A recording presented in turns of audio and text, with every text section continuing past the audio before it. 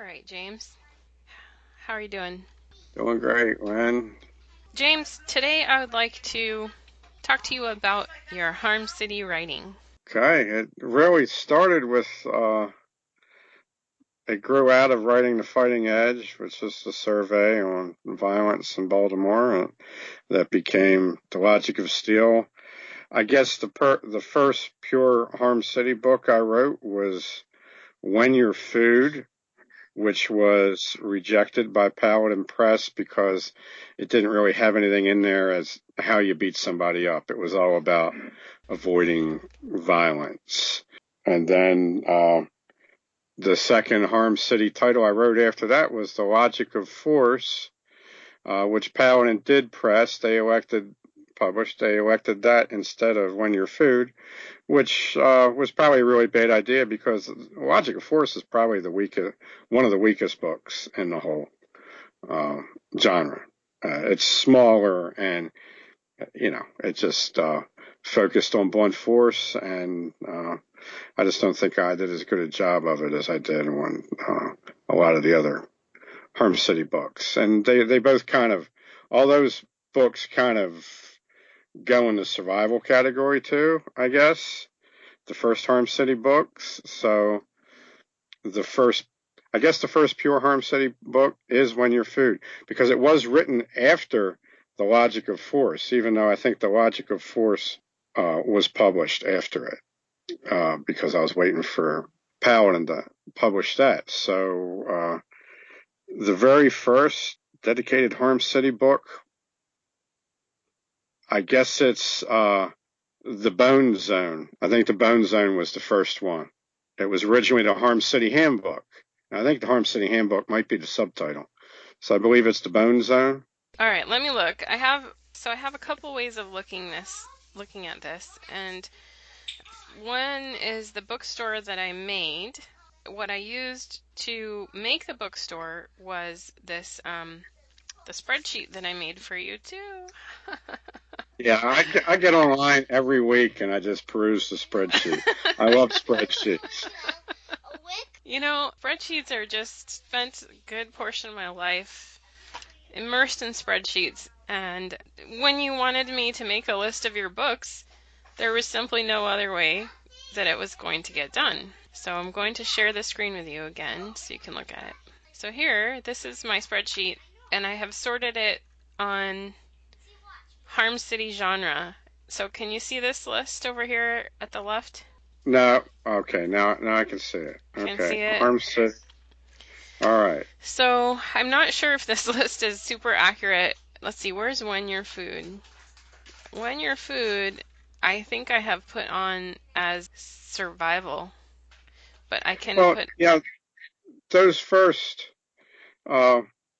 really, the first things in the Harm City genre were the Logic of Steel, When You're Food, The Logic of Force. That was all part of the violence project. Yes. It's the tail end of it where it came just an ongoing thing. And all this stuff that I published in 2014 in the Harm City category, that was pretty much all written at the same time, and then I diced it up by subject. It makes sense to say that Harm City and survival are really very closely related, because most of your survival experience is in Harm City. So the two genres are closely tied. But then Harm City grew up into this more, a deeper, more complex topic, because then you're talking about social forces and the evolution of crime and all kinds of other interesting stuff, as well as an element of a diary. It's your life in Harm City. So The Logic of Steel and The Logic of Force were written 20 years ago. When You're Food, I wrote 20 years ago, and I rewrote it in 2010. Or no, January 2011, I think I rewrote it. Then everything that has a publishing date of 2014 grew out of that, and I wrote it all on the Harm City page on the site. And then in 2014, all the stuff that had been written from 11, 12, 13, and 14, I broke it up into subjects. That part of the Harm City writing is all by subject. Then, starting with War Drums, June 2015, with the Freddie Gray riots, I wrote that book in like 2 weeks, I guess. Then they started becoming chronological, basically internal diaries, dialogues, and travel logs from being in Baltimore. The one that I see that you have on there, Letters from Planet Meathead, I guess also belongs in the, that's the last of those. That also belongs in the combat section. It's mostly about training in the Baltimore area, letters back and forth with other coaches and trainers and fighters, and experiences training and fighting in the Baltimore area in different gyms and martial arts studios. Okay, so that one kind of departs from the street scene more than the rest. And so I guess from there you might just start quizzing me from the beginning on these guys. Would probably be the best way to do it. I'm glad you explained that too, because that was part of the question I had, is like, how chronological are these things? So for a while they are not, and then they become quite chronological. Right. So up to 2014 publishing date, the chronological, and then through the end of the series. No, I mean they're not chronological up to 2014. They're by subject. That's all stuff's written at the same time. But starting with the Baltimore riots, the purge, I just started putting them. The subject became bigger, had more to do with social forces. It was half of the stuff was coming in Q&A form from different readers, even readers inside of Baltimore. That continues until I move out of Baltimore, and the Harm City won't be continued anymore. The material that I used to put in the Harm City category will end up being part of a new category that I guess we'll do another video on that down the line. Okay, so all right. So let's start then. I basically have them according to the date they were published. So you talked about Logic of Steel, Logic of Force. So next I'd have Panhandler Nation. That's just about panhandlers and bums harassing you for money and walking nearly naked while pregnant with a "Please feed me" sign on Joppa Road in their bare feet. Just different panhandlers. It's totally about panhandlers. It's a thin volume. Sit down and read it in 2 hours, I guess. It's an important topic because some panhandlers are just really beggars and some are not. They're trying to gauge you as a victim for a crime or so on. So, all right, next I have Take Me to Your Breeder. Take Me to Your Breeder. Okay.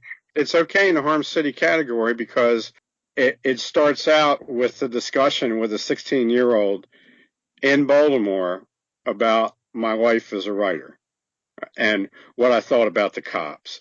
But it should also probably go in the category where I review book, like Into the Mountains of Madness and stuff like that. So it's unfortunately, a lot of the Harm City stuff is going to cross over into other categories.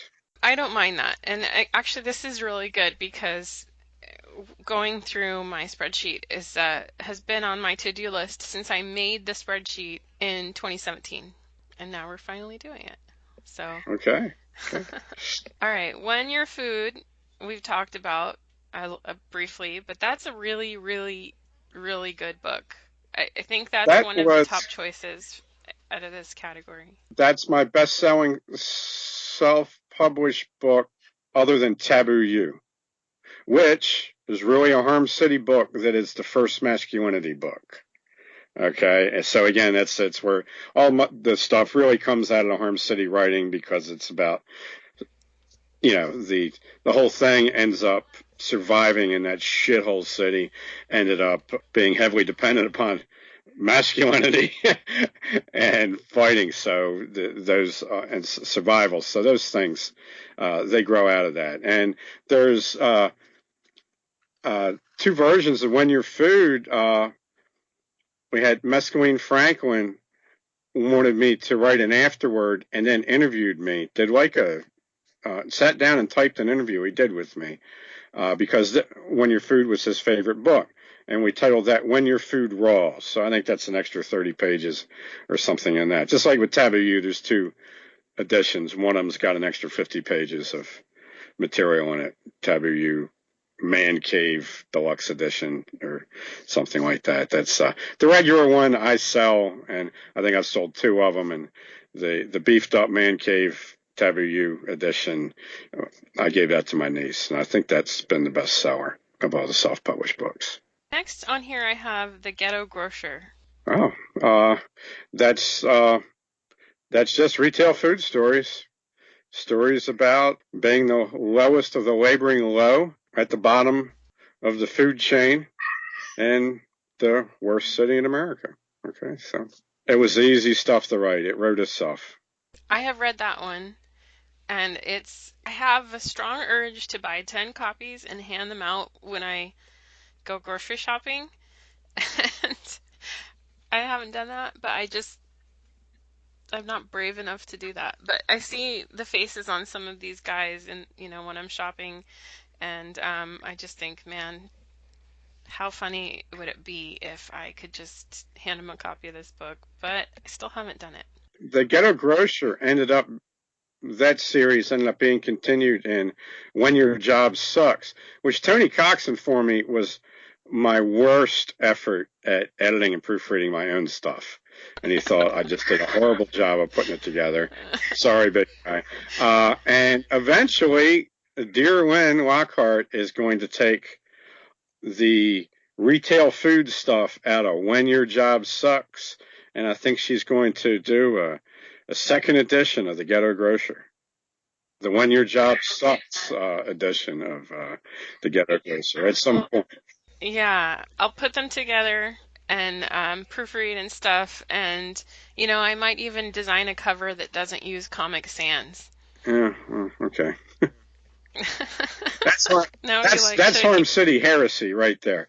Now, everybody's informed me that the early Harm City titles with the Comic Sans and no graphics are the ugliest books ever published. But I didn't know that Comic Sans was like this joke font.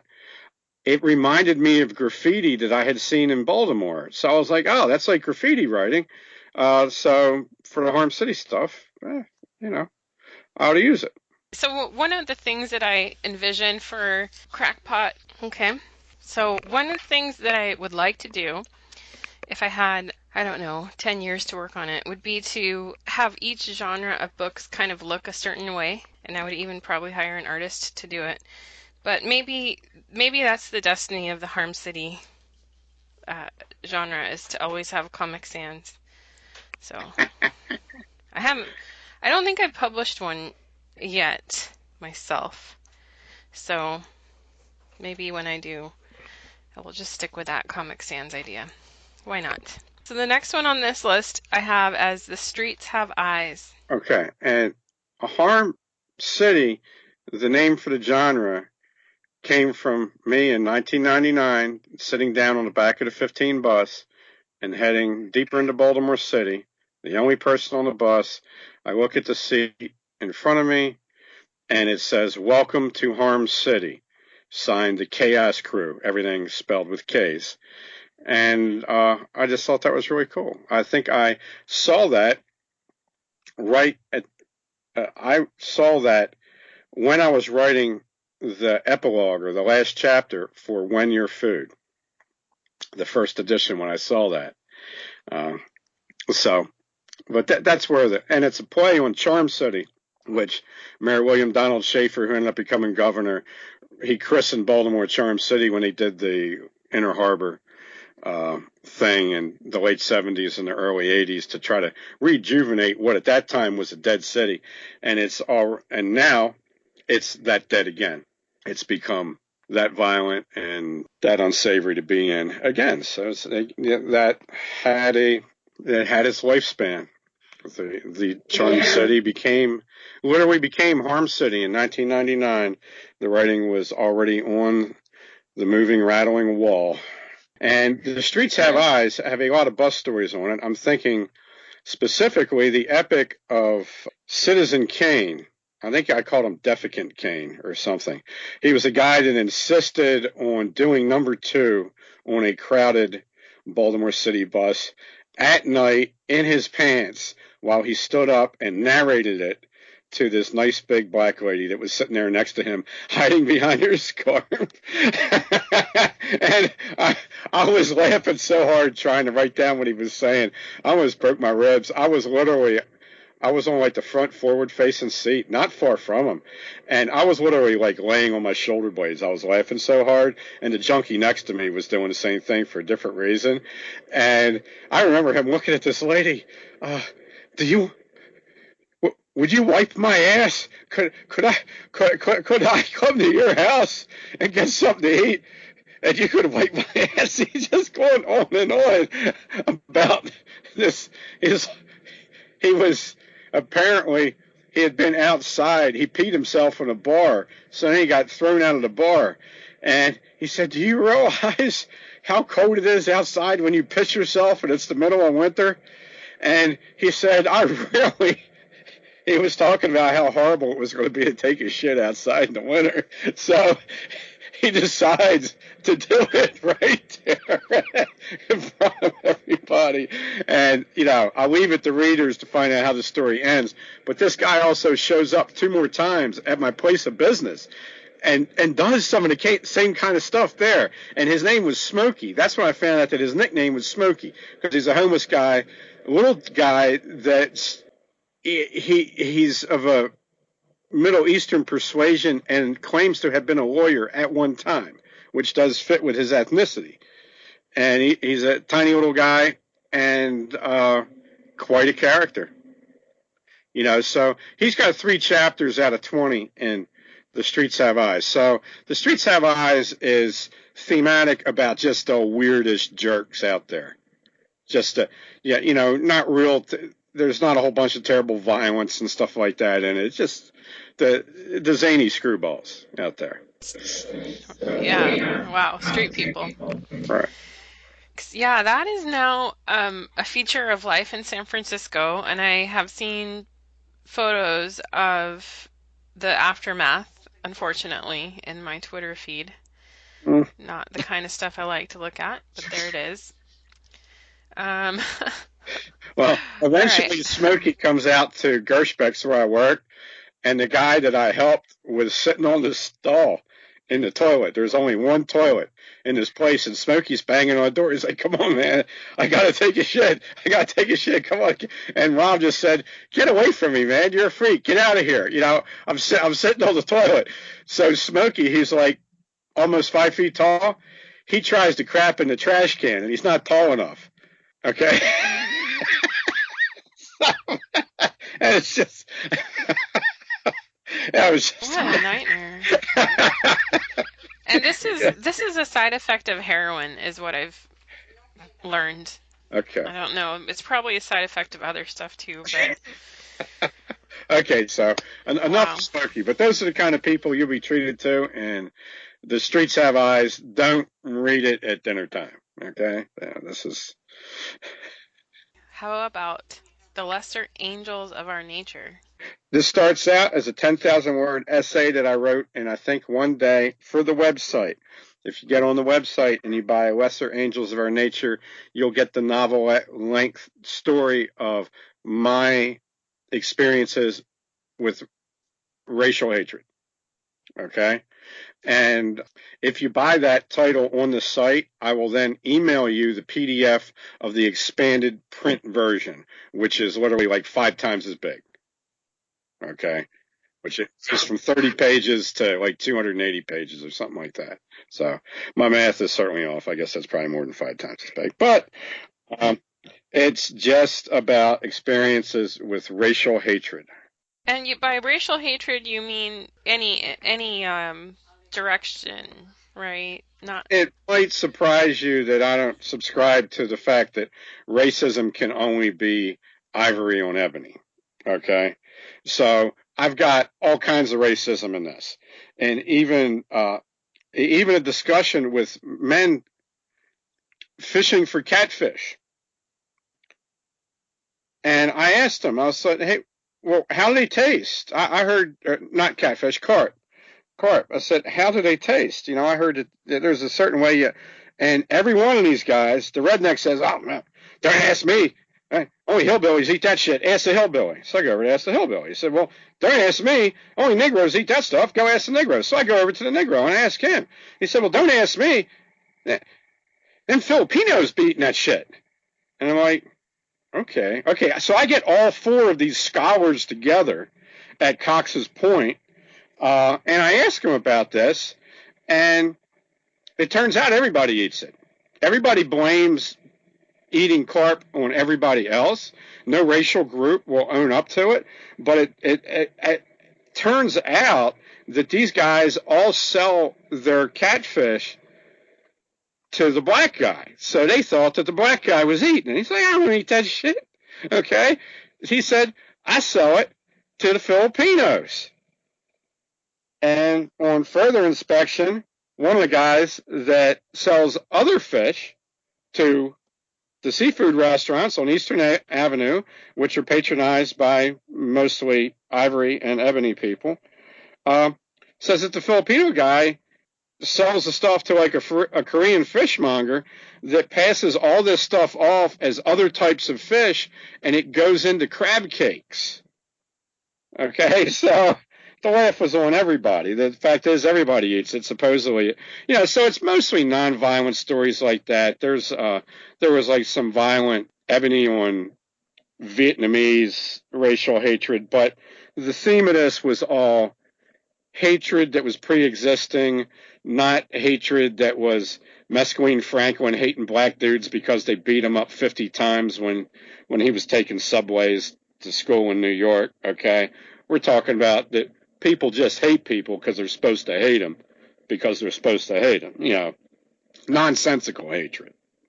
Yeah, I mean, maybe some of the stories are more serious, but to me, saying that such and such group eats this fish, which I consider beneath my palate, that's not really hatred. Right. That's just a pretty mild yeah, but it was the separation. funniest story I put in there, so it had to go. Well, it's funny.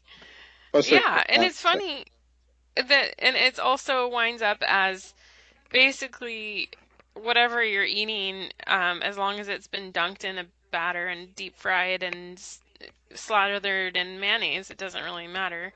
So that's something to think about. The real point to including stories like that in there is the fact that these are hooks that, hatred is hung on. These are like, footsteps that you can use to develop a, purely hate-based worldview. And some people do it. We have right now, probably most of the people in our nation have a hate-based worldview. Over 50% of the electorate voted for the Gorgon Queen. And they do, by definition, hate pale-faced people who listen to country music and who vote for a Republican presidential candidate. Actually hate them and will admit that they hate them. So we live in a race-based society. Now, most of our racial hatred is same-race racial hatred. It's, ivory folk hating on other types of ivory people and themselves, and ebony people, hating other ebony people and slaughtering them in big gobs of gooey numbers, So yeah, but we live in a hate-based society. I think it was a very good book. I thought I did a good job.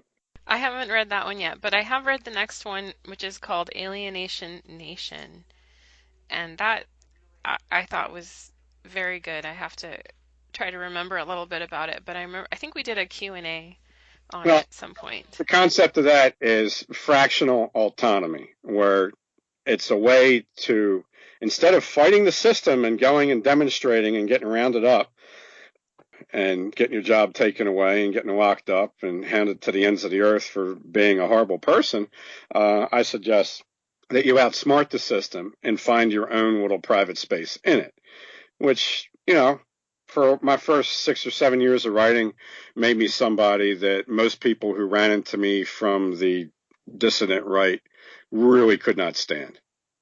I'm a cuck, I'm a boomer faggot, I'm paused, all this kind of stuff, because I'm not all about street fighting against Antifa and, getting my man in there as president. I'm supposedly a cuck. But when some great machine that can crush you with a flick of its finger is ruling the world that you're in, probably the Sir Lancelot mode of dissonant behavior is guaranteed a quick end.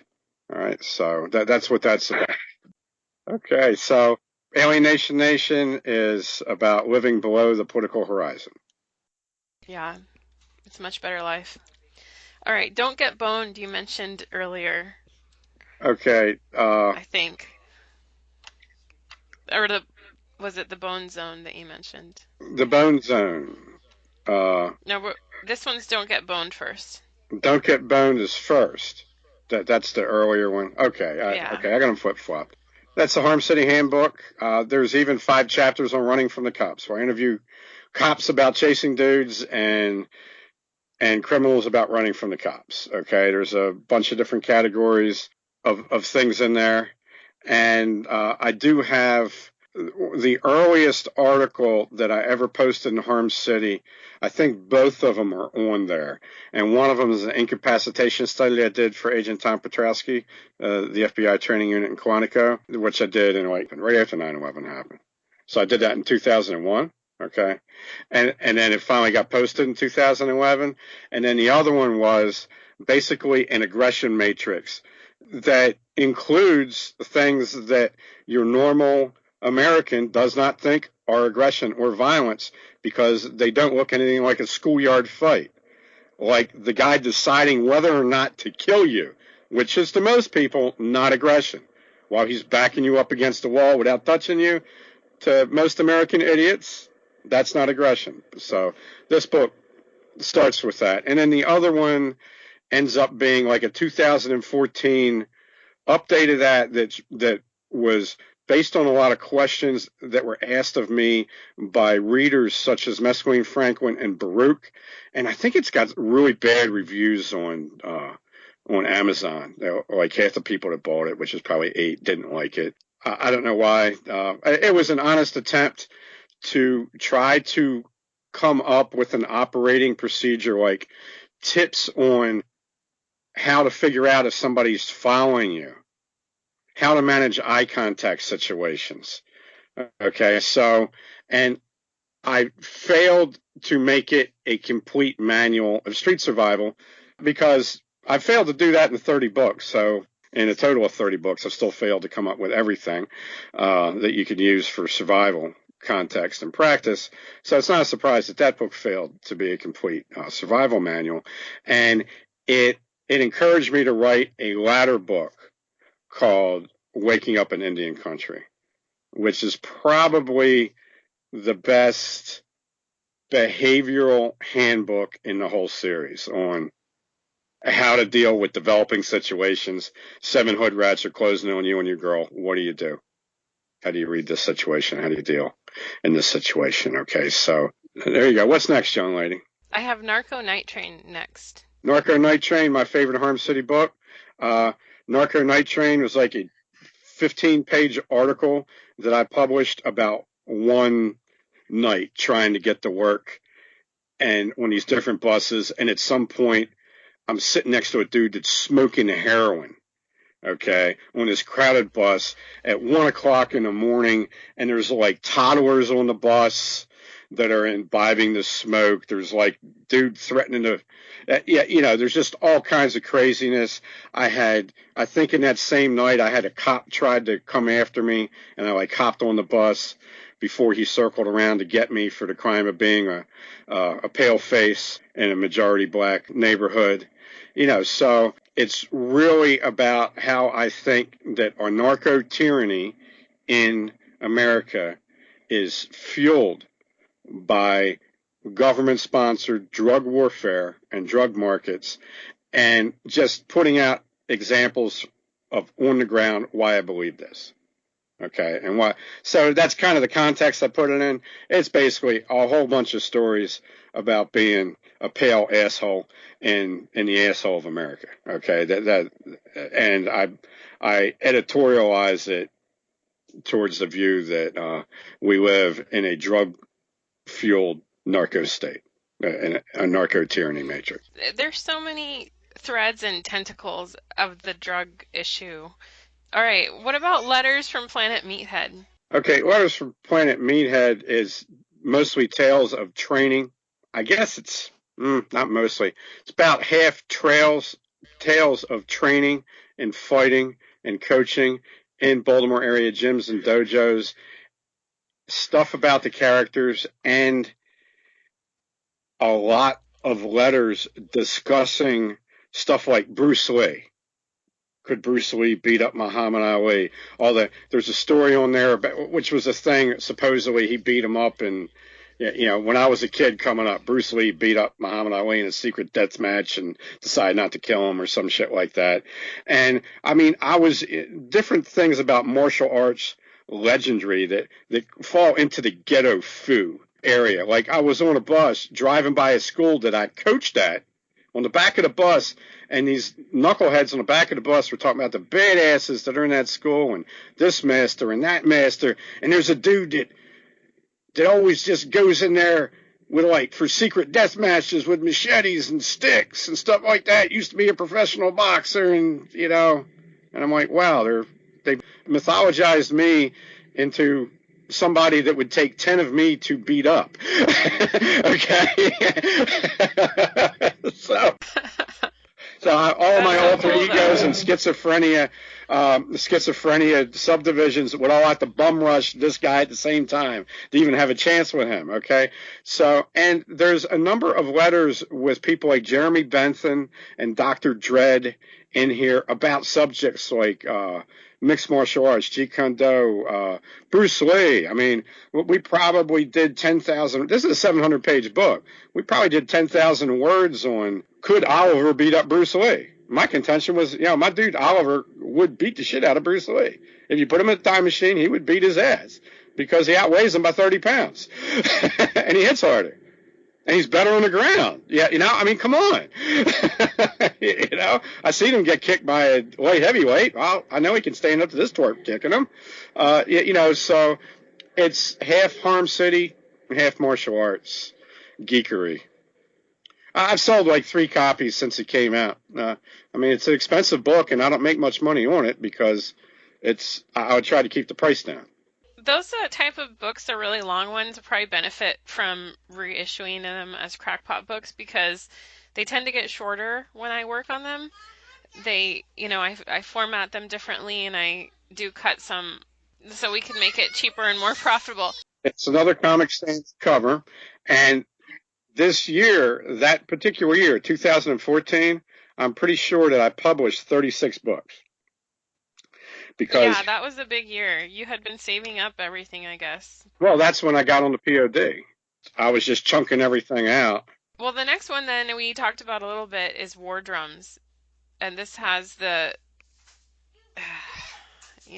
most seminal event. That was written during the riot. And interestingly, I start that book out with Harm City material that predated the riots, starting with a fight over a bucket of fried chicken at the Mondawmin Shoppers between a looter and a cop, a Baltimore City cop. They duke it out. He's like, white man, I'm leaving with his chicken. And the cop's like, I'm not letting you walk by me with that bucket of fried chicken. He's like, well, I'm not paying for it. You're going to have to take it. And boom, I mean, homeboy lost the fight, but there was fried chicken all over the place. And now Mondawmin means the cornfield. So I think I titled that article In the Cornfield. It's an old Algonquin Indian name. And that store is now closed. That's finally has run its course. 5 years later, you can no longer keep retail outlets open in that area. One by one, the stores in that area at the epicenter of riots have all closed. Running up to the riots, I was having a 3-way conversation with Jeremy Bentham, myself and Oliver about police harassment. And Jeremy's case was all police harassment is justified.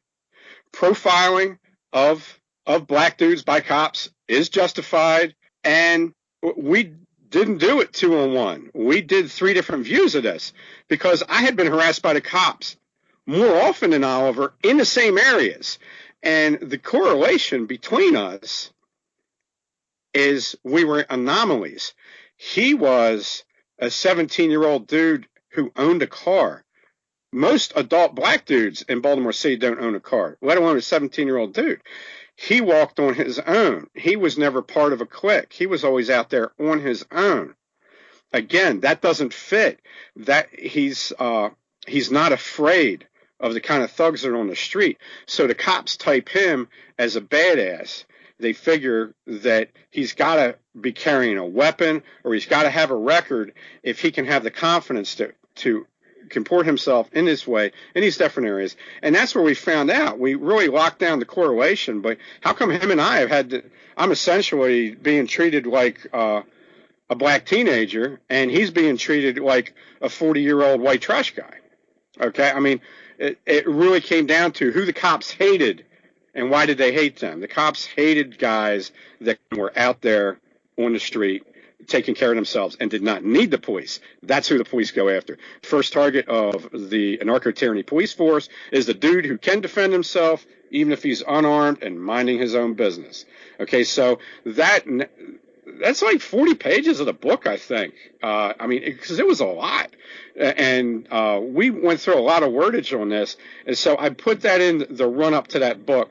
And then the rest of it is just what happened during those 2 weeks.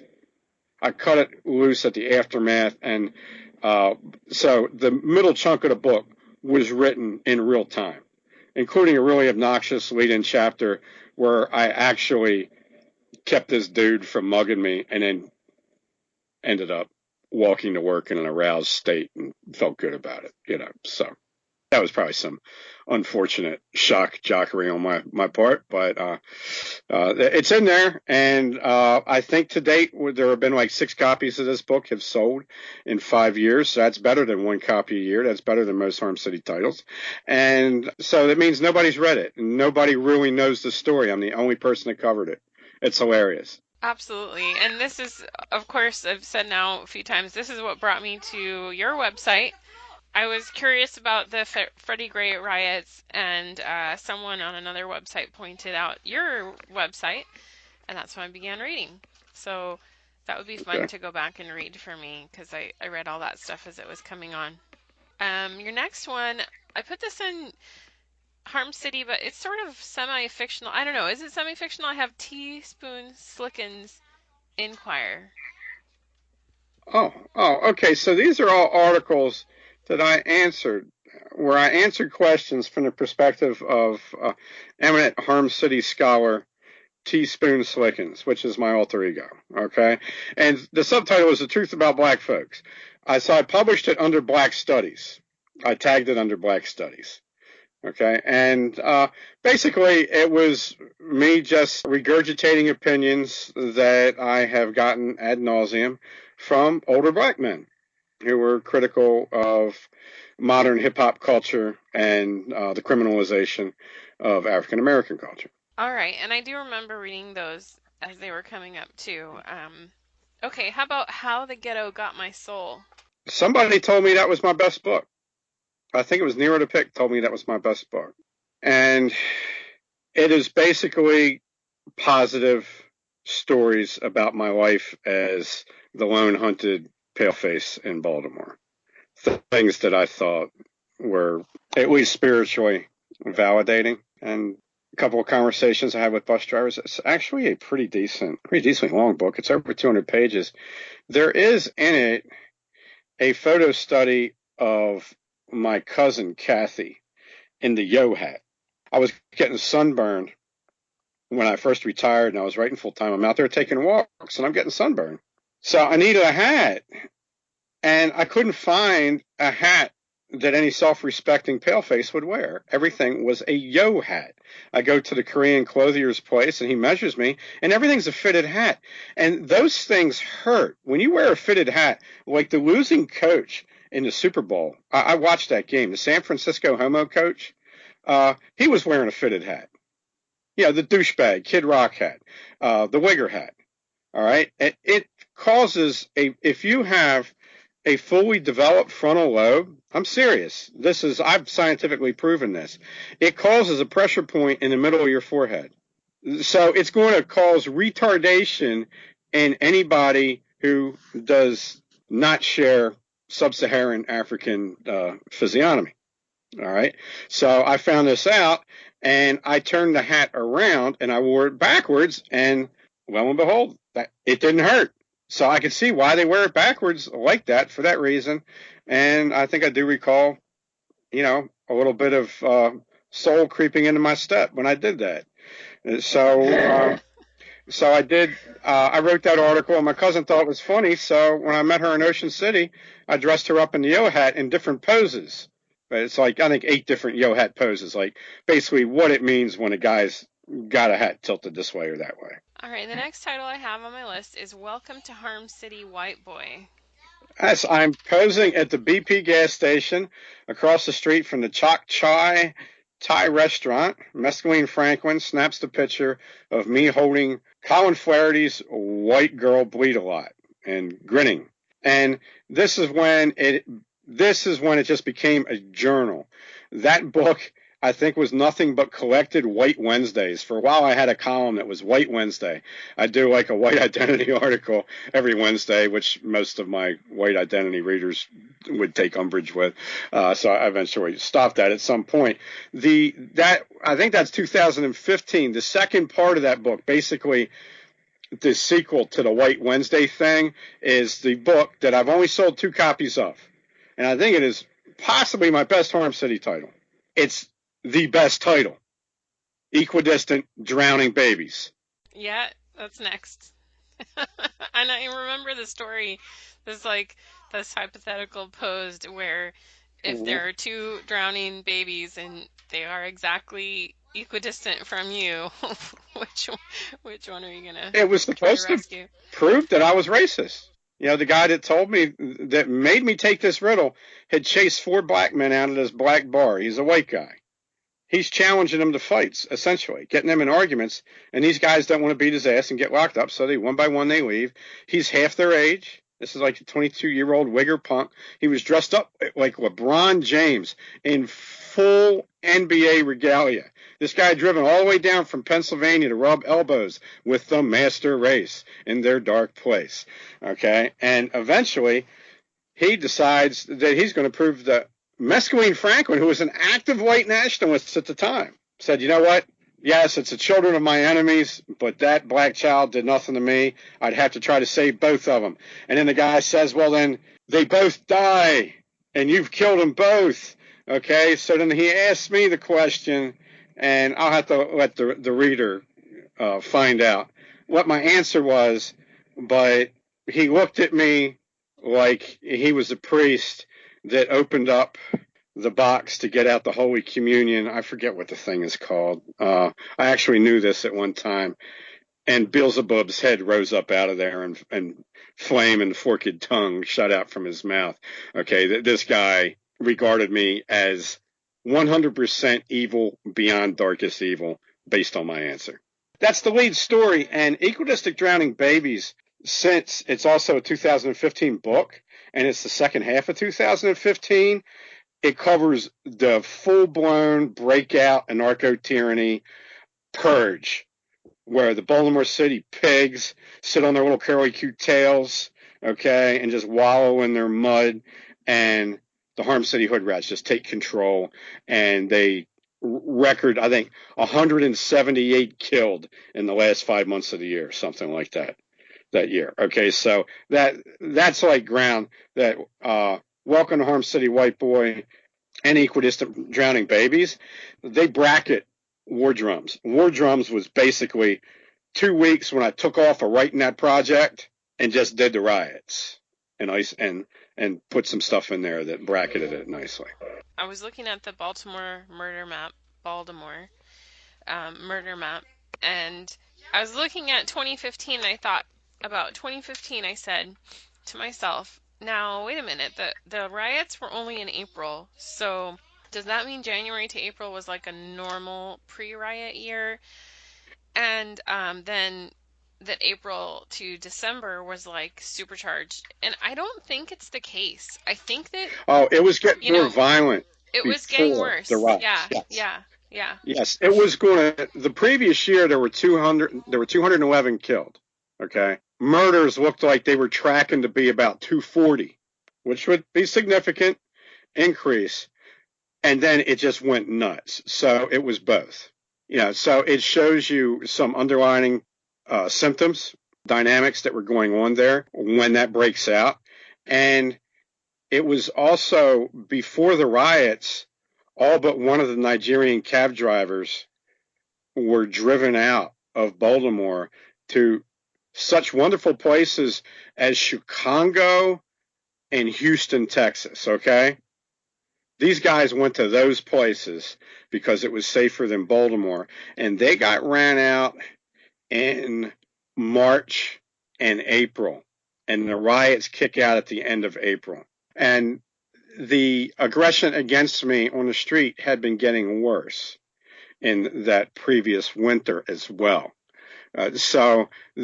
There was a lot of stuff brewing. Baltimore was certainly an active volcano that was looking for a vent to erupt. So We can talk about that another time, and look back at the other cities that were also suffering similar violence. Like there was other stuff going on, like in Dallas. So maybe the police were kind of already on edge, and then they did this thing to Freddie Gray, whatever they did, that he died in there. Um, so anyway, that's the next one on my list is, and then you can tell me if this belongs here in Harm City. Let the Weak Fall. Let the Weak Fall, okay, is half of it is just straight up Harm City stories, including a lot of stuff. At the time when I wrote this, Paladin Press had let The Logic of Force go out of print, but they still maintained the rights and I couldn't publish it. Okay, so half of the book is Harm City stories of violence, and half of those are stories out of The Logic of Force because I wanted to get that material back. It was the way I could do it. And the other half of it is advice on training and avoidance and self-defense. And there's specifically an article about how come Filipino martial arts knife fighting is like a bad idea, doing that kind, using a knife in that way when you're defending yourself because of the legalities and the fact that these guys are teaching in a fantasy land. They're all, fantasized. They're all training American dudes like they're Filipino Marines ready to go out and fight the Moros in Mindanao, right? Yet these dudes are trying to learn how to defend themselves on the American streets. So pretty hefty book.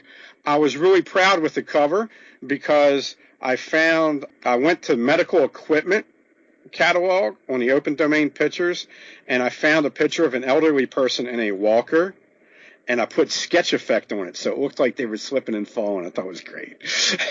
I sold about 2 copies of that. There's hardly anybody owns that book. Nice. I wish more people did, but okay. Then the Bone Zone. So this one is covered a little bit, but just that is the book that tried to be a comprehensive survival manual and failed. So I ended up having to write Waking Up in Indian Country, which gets you, and Thriving in Bad Places, which are both Harm City books, both dedicated behavioral-based survival books. Okay, Thriving in Bad Places, Waking Up in Indian Country are the outgrowth of my failed attempt in the Bone Zone to do a comprehensive survival book. I think it's a valuable survival book, but it's not comprehensive. And if you're only going to buy one, you're going to buy Thriving in Bad Places or Waking Up in Indian Country, depending on what level of threat you're living under. Okay. And then if you like them, then grab the Bone Zone and don't get boned for more specific stuff. All right, 40,000 years from home. Okay, this was my attempt to qualify violence. Based a lot on what really motivated me is Of Arms and Men, a book by a guy named O'Connell, the best general from prehistory to the atomic age military history means book that I've read. I was really interested in the way violence had developed amongst human beings. And I wanted to find a way to put it in context. And then I had to just go back into my own history. So I decided, after writing these other violence books like The Bone Zone and Don't Get Boned and Waking Up in Indian Country, I realized that a lot of things that have happened to me in my life, I never described them as violence. I never described them as aggression, because I was just trying to write one or two books, get them published, put the best stories in there, most entertaining stories, stuff where physical stuff happened, where there was blood, where there was concussion or something like that, because that's what was going to sell. So I realized that I had failed. So by trying to write something that would be popular and appealing, I hadn't properly sorted my own experiences. So I think over 100 pages of this book is me going through my age brackets of existence. Most of it you couldn't describe as life. It was existence and survival. Mentally walked my through from my earliest childhood to my most recent experiences with all of the aggression that I had dealt with, including the many times I put my hand in my pocket on a razor blade, a knife, a pencil, a pen, or a box cutter, and then the dudes that were coming after me turned around and went the other way. Okay, so which most self-defense guys will say, that's not violence, that's not aggression. Okay, most Americans will agree, and the entire legal system is built on the fact that that's not aggression and that's not violence. So there's a lot of that in there. And what I really dawned on me, the overall theme in the book, the conclusion I come to, is that people with stuff generally attack people without stuff. The guy with a nice car is going to beat up the pedestrian before the pedestrian is going to beat up the guy with a nice car. The punk with the smartphone is coming after the homeless dude with no phone or the flip phone. The high dollar drug land hitter is popping the guy slinging dope on the corner for $10 an hour. Okay, the cop who's making 50 to 100 grand a year is fucking me up while I'm making $10,000 a year, working in a grocery store.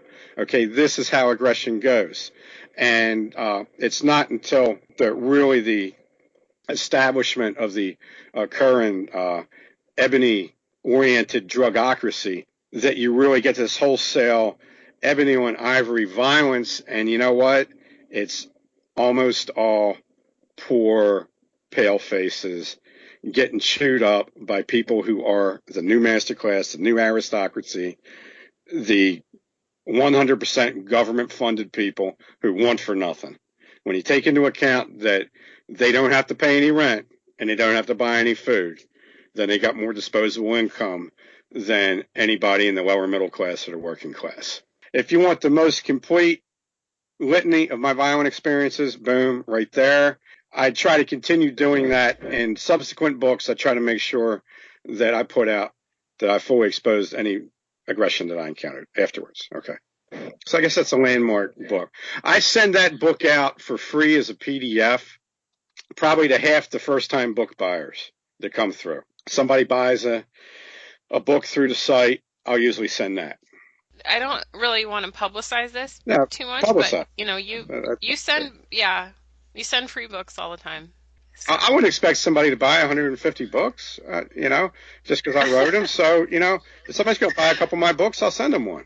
No, I think it's wonderful. I mean, I wish that you would have the recognition and monetary rewards that you deserve, but it's not because you give books away. I have the recognition I deserve. I've had hundreds. I think last I checked, my Facebook likes were going down again after the third rail bump. I have like 175 Facebook likes the last time I checked, down from like up to the high in the 180s. Hundreds of people have removed their likes. I'm greatly hated. And to me, in this society, if you're not hated, you're not shit.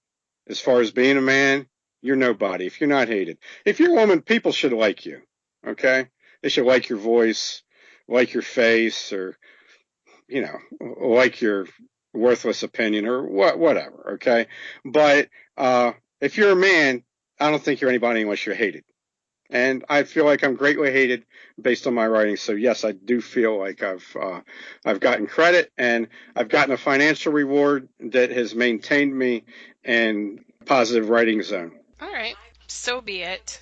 I will withhold my opinion. So, What about this is a great title, and you used it twice. You have Habitat Hoodrat Ho Nation and Habitat Hoodrat Yo Nation. okay, so I was trying to do a series on this, and I was using some humor, categorizing fleeing pale faces as white rabbits and hood rats, and even came up with like a whole like zoological explanation of the hood rats thing. Just having fun. I mean, there's real violence in there. The cover of one was done by Oliver, which has got a pregnant bitch in a bikini holding a gun, and I think her head is is like a domesticated rat head.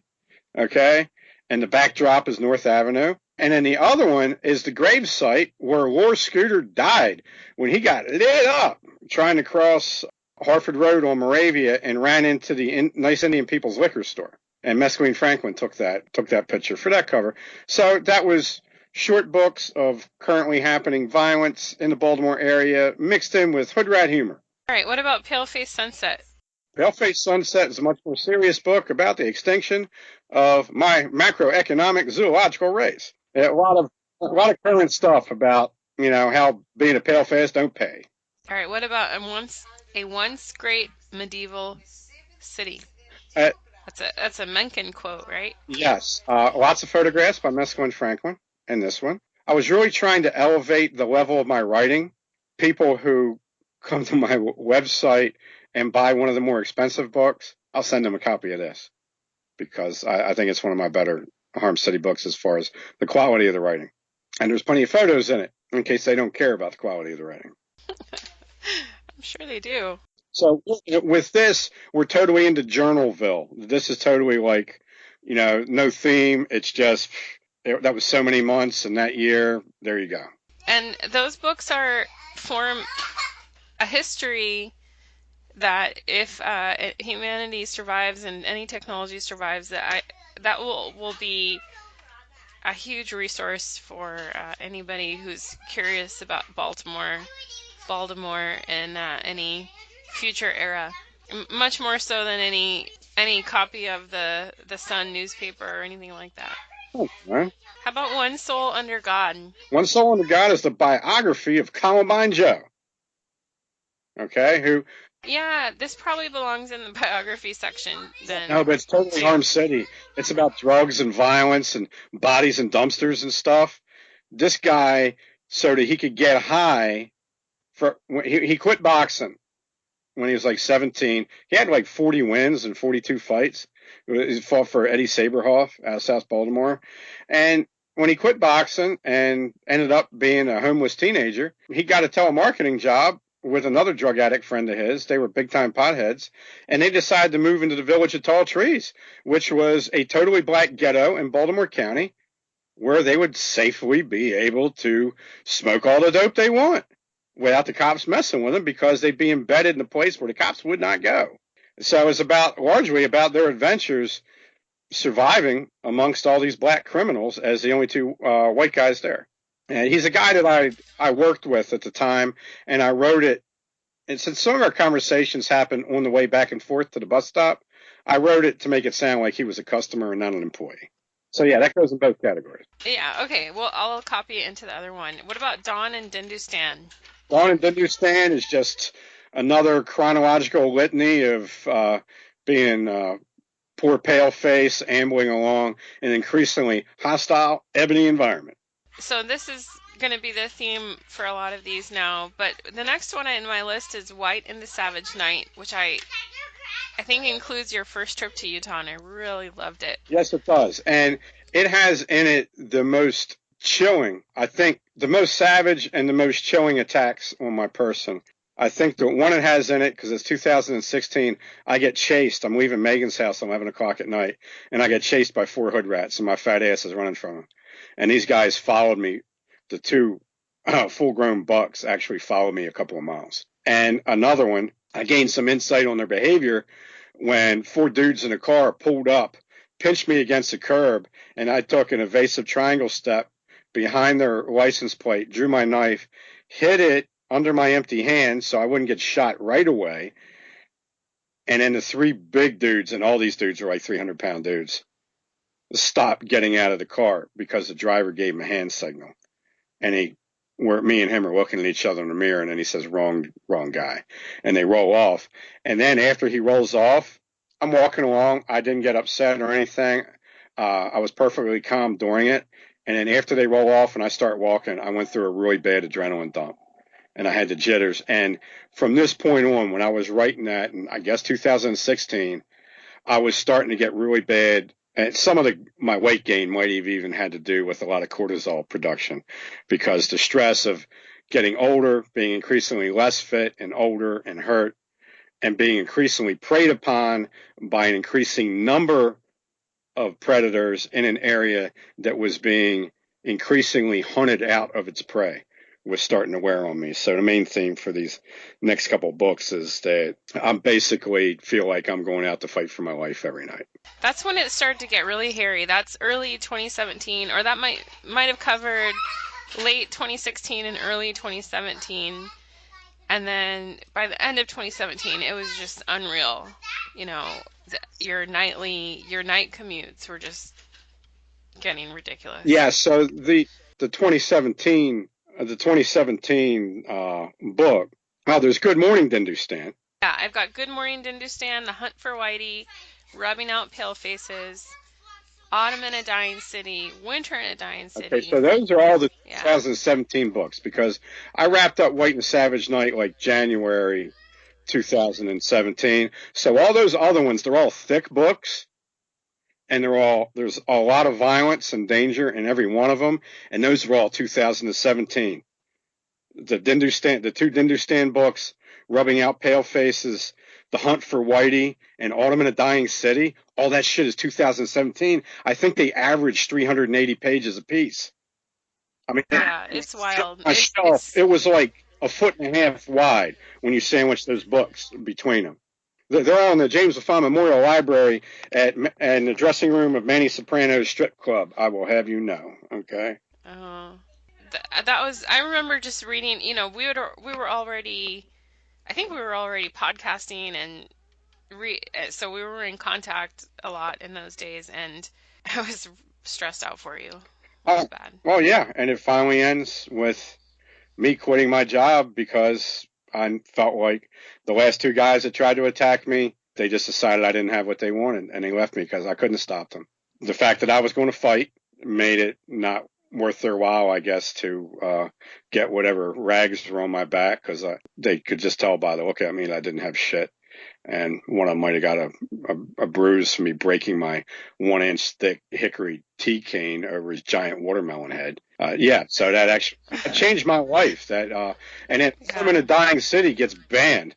It gets suppressed by Amazon in such a way that the Kindle book stays up, because the print book got suppressed while the Kindle book was in process.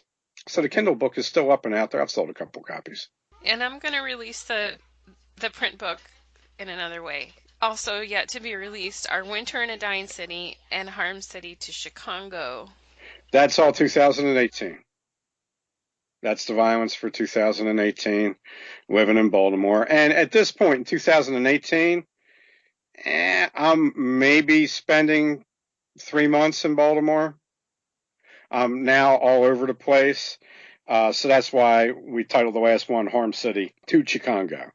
And that ends the Harm City category. There will be no more. The category is going to be called something else and will basically consist of Harm City writing, other types of journaling, social commentary, dissident media coverage. Correspondence. Right. So it's basically every 3 months, my everyday writing about what America has become, mostly cued by readers through emails and comments. That produces like a 400-page book every 3 months. And that's what that is. That's like my ongoing workload. That's what most of the people come to the site for. They don't come for the history or the boxing or the fiction or anything like that. They come for, okay, what's the knucklehead that survived Baltimore? Think of Whitefish, Montana, or whatever. So and there are also pure travel books that I write piece by piece under a pseudonym on a website that I don't have any direct contact with that will become a book every 2 years. A bigger, more literary book. We're gonna list those in your website, in your bookstore, right? Yeah, you could put me up as the co-author because I'll write something as James LaFond in there. Okay, so put me Okay. up as a co-author along with, well, let's just out of Randy. the bag, okay? For the people All right. through the video, Randy Sterling Bracken is my alias. If you got the end of the video, you know why. Because he's the biggest asshole character in the Sunset Saga, and nobody's read the Sunset Saga, so nobody would know who he was. Okay? Okay? Oh man, that's All funny. right? Well, that's your reward for making it through Right, so, over an hour. okay. Takes an hour. Wow.